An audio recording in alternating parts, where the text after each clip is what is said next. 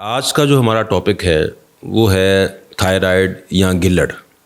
جی سب سے پہلے تو ہماری آڈینس کو بتائیں کہ یہ تھائرائڈ ہوتا کیا ہے اور اس کے فنکشنز کیا کیا ہیں. اچھا زبیر صاحب، یہ تھائرائڈ جو ہے نا بیسیکلی یہ آپ کی گردن کے اندر آپ کی سانس کی نالی کے دونوں سائڈوں پہ اس کے دو لوبس ہوتے ہیں اور دونوں کنیکٹڈ ہوتے ہیں سینٹر میں. وہ سینٹر والا جو حصہ ہے وہ کراس کر جاتا ہے، اس کو استھمس کہتے ہیں. یہ دونوں لوب کو کنیکٹ کرتا ہے. نارملی اس کا ویٹ ہوتا ہے 20 to 25 گرامس 20 سے 25 گرام ویٹ ہوتا ہے. اور یہ نیک میں نظر نہیں آتا. تھائرائڈ آپ کو بالکل نظر نہیں آئے گا، نارمل گلینڈ. جب یہ بڑھتا ہے نا تو اس کی کچھ وجہ ہوتی ہے. سب سے کامن چیز ہے کہ آیوڈین ڈیفیشنسی. جب جس ایریا میں واٹر میں آیوڈین ڈیفیشنٹ ہوگی، سوائل میں ہوگی، خاص کچھ ایریا جس طرح کبیر والا ہے ملتان کے قریب، وہاں بہت زیادہ گوائٹر ہے، یہ تھائرائڈ ہے.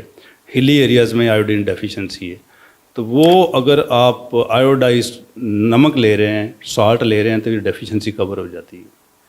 تو یہ اگر بہت بڑھنا شروع ہو جائے، ڈیفیشنسی آپ کور نہیں کر رہے، تو یہ بہت بڑے بڑے تھائرائڈ گلڈ اتنے بڑے بڑے ہو جاتے ہیں. تو اس کی وجہ سے پھر بہت پرابلم ہوتی ہے. اچھا سر، اس میں جو ہے وہ پیشنٹ کو کب سرجری کی طرف آپ ریکمنڈ کریں گے کہ اگر گلڈ جو ہے وہ اس سائز کا ہو گیا ہے، اور اس کی کیا انڈیکیشنز ہیں؟ اچھا، اس کو تھائرائڈ کو ہم گوائٹر بھی کہتے ہیں.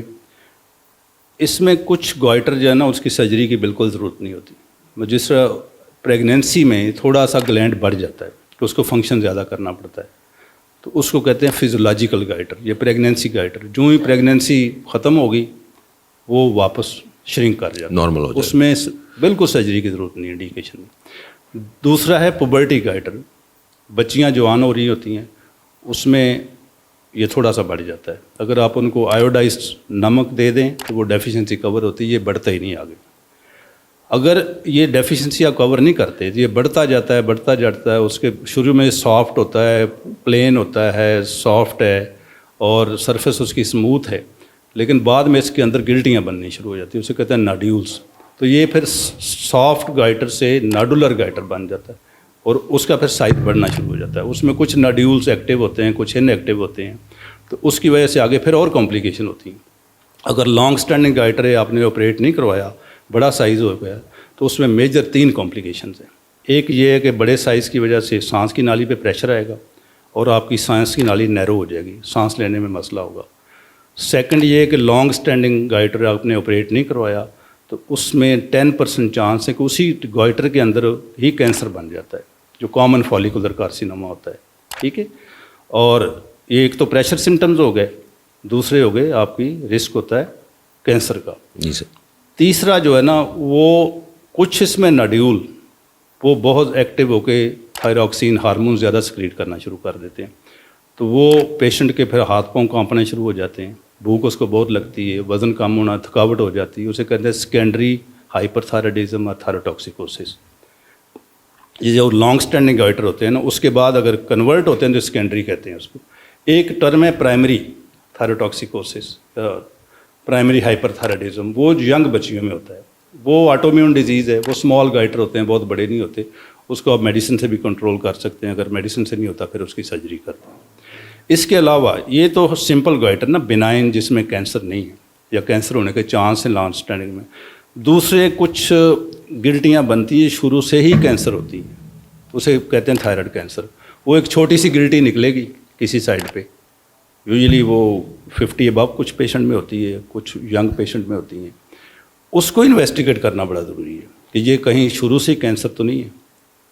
اچھا سر، اس میں مریضوں کو کیسے اپنی روٹین خود چیک اپ کرنا چاہیے، اور کب ان کو اگر کوئی چیز فیل ہو تو کب ان کو ڈاکٹر کے پاس جانا چاہیے؟ دیکھیں، ہر روز ہر پیشنٹ یا ہم خود بھی ہر روز اپنے پالسی دے کرتے ہیں، چہرہ دیکھتے ہیں، تو اس میں نیک پہ آپ نظر ایک دوڑائیں ضرور. دیکھیں اس کو کہ نیک میں کوئی اب نارملٹی تو نہیں، کوئی سویلنگ تو نہیں. اگر فیل ہوتی ہے، آپ کو فیل ہو رہی ہے، تو فوراً اپنے فزیشین یا سرجن کے پاس جائیں، وہ اس کو ایگزامن کرے کہ اس میں کوئی اب نارمل چیز ڈیولپ تو نہیں ہو رہی. اگر خدا نخواستہ ہو رہی ہے تو اس کی سب سے آسان ایک الٹرا ساؤنڈ نیک کروا لیں، اس میں وہ پک اپ ہو جاتی ہے. جب پک ہو جائے تو پھر اس کی نیچر دیکھنے کے لیے اس کا ایک چھوٹا سا ٹیسٹ ہے، اسے کہتے ہیں FNAC، fine needle aspiration cytology. Simple سا ٹیسٹ ہے، وہ اس کے سیل لے کے سلائڈ پہ دیکھ لیتے ہیں، اس میں دیکھتے ہیں کہ یہ اس کی نیچر کیا ہے، کہ بنائن ہے، نقصان دہ نہیں ہے، یا یہ خدا نخواستہ کینسر ڈیولپ ہو رہا ہے۔ اگر کینسر ڈیولپ ہو رہا ہے تو اس کو فردر انویسٹیگیٹ کریں، پھر اس کو آپریٹ کریں، اس کو نکالیں۔ اچھا سر، اس میں آپ کا ماشاءاللہ 30 سال سے زیادہ کا تجربہ ہے سرجری میں، آپ نے سرجنز ٹرینڈ بھی کیے ہیں، کیا سر ہر سرجن جو ہے وہ تھائرائڈ سرجری پرفارم کر سکتا ہے؟ دیکھیے، تھائرائڈ سرجری جو ہے نا وہ جنرل سرجری کی پیک پہ سب سے کمپلیکیٹڈ سرجری ہے۔ ہر بندہ تھائرائڈ، اگر تھائرائڈ یہ نہیں ہوتا کہ کسی کو دیکھ کے ایک آدھا دیکھ کے آپریٹ شروع کر دیں۔ آپ کا کتنا ایکسپیرینس ہے، آپ نے کتنے تھائرائڈ آپریٹ کیے ہیں، آپ کی لسٹ پہ ہفتے میں کتنے کرتے تھے، اگر آپ کا ایکسپیرینس اچھا ہے تو اس میں پیشنٹ کی سیفٹی زیادہ ہے، کیونکہ آپ نے نیک میں جب آپریٹ کرتے ہیں نا تو وہاں بڑے امپورٹنٹ اسٹرکچر پڑے ہوئے ہیں۔ ایک تو دونوں سائڈوں پہ نروس جا رہی ہیں، ریکرنٹ نرو کہتے ہیں، جس پہ سارا آپ کا وائس باکس چلتا ہے۔ ریکرنٹ ریجن نرو کنٹرول کرتی ہے آپ کی وائس کو، آپ کی آواز کو۔ خدا نخواستہ وہ اگر نرو ڈیورنگ سرجری کٹ جائے تو آپ کی آواز بیٹھ جائے گی، خاص کر وہ جو پروفیشنل ہوتے ہیں، سنگرز ہوتے ہیں، اگر ان کی بیٹھ گئی ان کا تو بہت بڑا نقصان ہو جاتا ہے۔ ینگ لڑکیوں کی اگر نرو کٹ گئی ہے تو اس میں لڑکی کی آواز چلی جائے گی۔ اس لیے سرجن کو تھائرائڈ میں ٹرینڈ ہونا بہت ضروری ہے کہ وہ ایک ایک اسٹرکچر دیکھ کے چلے، اس میں آپ شارک پڑی ہوئی ہے، ریکرنٹ نرو پڑی ہوئی ہے، درمیان میں سانس کی نالی ہے، پیچھے آپ کے خوراک کی نالی ہے، یہ ہر چیز کو بچا کے چلنا ہوتا ہے اور ایک ایک فائبر کو دیکھ کے آئیڈینٹیفائی کر کے۔ اچھا سر، اس میں یہ جو ہے تھائرائڈ عام طور پہ، عمومی طور پہ یہ کتنے گھنٹے کی سرجری ہوتی ہے اور پیشنٹ کا ہاسپٹل سٹے کتنا ہو سکتا؟ یہ ڈپینڈ کرتا ہے کہ آپ کتنے بڑے سائز کو آپریٹ کر رہے ہیں اور اس کی نیچر کیا ہے۔ اگر آپ بنائن تھائرائڈ کو کر رہے ہیں جس کو سمپل گائٹر ہے تو اس میں چھوٹا یا بڑے تھائرائڈ کی بات نہیں، کئی دفعہ بڑا تھائرائڈ بنائن جو ہے نا وہ آپریٹ کرنا آسان ہوتا ہے، اس کے پلینس اسٹریچ ہوتے ہیں، اس میں کئی بلڈ کی ضرورت کبھی پڑ سکتی ہے، لیکن آج کل تو وہ بھی انرجی ڈیوائسز آ گئے ہیں کہ بلڈ کے بغیر ہی سرجری ہوتی ہے۔ کسی زمانے میں 3 4 بلڈ ارینج کرتے تھے، آج کل ہم بڑے سے بڑا تھائرائڈ بھی ہم بغیر بلڈ کے آپریٹ کرتے ہیں، کیونکہ ہمارے پاس لیٹسٹ انرجی ڈیوائسز ہیں جو سیلرز ہیں، آپ کی خون کی نالیوں کو سیل کر دیتے ہیں، جو اس کو سپلائی کر رہی ہوتی ہیں۔ تو وہ ڈپینڈ کرتا ہے کہ کتنا بڑا تھائرائڈ ہے۔ گھنٹہ 2 گھنٹے تو عام لگ جاتے ہیں، لیکن اگر خدا نخواستہ کینسر ہے اور کینسر آپ کا نیک سے نکل کے تھائرائڈ سے آپ کے لمف نوڈ میں بھی چلا گیا گلٹیوں میں، تو وہ نیک ڈسیکشن کرنی پڑ جاتی ہے، تو اس میں پھر سرجری آپ کی 3 4 گھنٹے کی ہوتی ہے۔ اچھا سر، اس میں سر ہاسپٹل سٹے جو ہے وہ پیشنٹ کا کتنی دیر کا ہو سکتا ہے سرجری کے بعد؟ اس میں اگر سمپل سمال نڈیول ہے جس میں آپ نے لوبیکٹمی صرف کی ہے یا استمیکٹمی کی ہے، چھوٹا پورشن نکالا ہے ایک سائڈ کا، تو پیشنٹ تو 6 گھنٹے بعد بھی جا سکتا ہے، ٹھیک ہے۔ اگر بڑا تھائرائڈ ہے تو ہم 1 to 2 days اسٹے دیتے ہیں، اس میں ڈرین وغیرہ رکھا ہوتا ہے، 2 دن بعد پیشنٹ تو ڈیفینیٹلی چلا جاتا ہے۔ اچھا سر، اس میں جو تھائرائڈ سرجری ہے اس کے بعد کمپلیکیشنز کیا کیا ہو سکتی ہیں پیشنٹ کو؟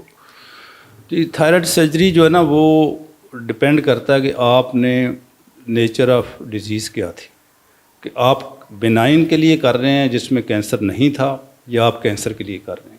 اگر تو آپ بنائن ڈیزیز ہے، سمپل گائٹر ہے، آیوڈین ڈیفیشنسی کی وجہ سے کلر بن گیا ہے، تو اس میں آپ اس کو جب نکالتے ہیں تو اس میں آپ نیئر ٹوٹل کر دیتے ہیں، کہ پیچھے کچھ پورشن جو ہے نا 4 5 گرام دونوں سائڈوں پہ چھوڑ دیتے ہیں۔ اس کا فائدہ کیا ہوتا ہے، پیچھے آپ کی نرو بھی سیو ہوتی ہیں، پیچھے اس کے پیراتھائرائڈ پڑے ہوتے ہیں جو کیلشیم کو کنٹرول کر رہے ہیں، وہ بھی سیو ہیں اور کمپلیکیشن کم ہوتی ہیں۔ لیکن آج کل جو لیٹسٹ ٹرینڈ ہے وہ ہے نیئر ٹوٹل ٹو ٹوٹل تھائرائڈیکٹمی۔ اگر آپ ایکسپیرینس ہیں تو اس کو پورا نکالیں، دونوں لوبس کو اس کا فائدہ یہ ہے کہ آپ کی ریکرنس دوبارہ ہونے کے چانس کم ہو جاتے ہیں۔ اگر خدا نخواستہ دوبارہ تھائرائڈ ہو گیا تو دوبارہ سرجری کرنا بڑا مشکل ہے، پھر کمپلیکیشن زیادہ ہوں۔ اچھا سر، تھائرائڈ میں چونکہ موسٹلی آیوڈین کی کمی کی وجہ سے یہ ہم اس کو لیبل کرتے ہیں، تو کیا سر یہ جو آیوڈین ہے یہ جب نمک نکلتا ہے کیا یہ اس کے اندر شامل ہوتی ہے، یا آیوڈین کو بعد میں اس میں شامل کیا جاتا ہے؟ نمک جو نکلتا ہے نا اس کو تو آپ ٹیبل سالٹ کہتے ہیں نا، وہ وائٹ بھی ہو سکتا ہے، پنک بھی ہو سکتا ہے، اس کی ورائٹی ہے ڈفرینٹ ایریا سے۔ پاکستان میں بہت اچھا نمک ہے، کھیوڑا میں پنک سالٹ بھی ہے، ہمارا ایکسپورٹ بھی ہوتا ہے، بلکہ آپ کا نمک جو ہے نا انڈیا اپنا لیبل لگا کے تو ایکسپورٹ کرتا ہے، ہمالین، اس میں بہت زیادہ آیوڈین نہیں ہوتی، نہ ہونے کے برابر ہے، اس میں ایڈ کرتے ہیں۔ جب بھی آپ مارکیٹ میں ڈالتے ہیں تو اس میں آیوڈین ایڈ کر کے تو اس کے وہ بناتے ہیں पैकिंग की जाती है। पैकिंग की जाती है। तो उसको अब कोशिश ये करें कि आयोडाइज नमक जो है ना वो इस्तेमाल करें।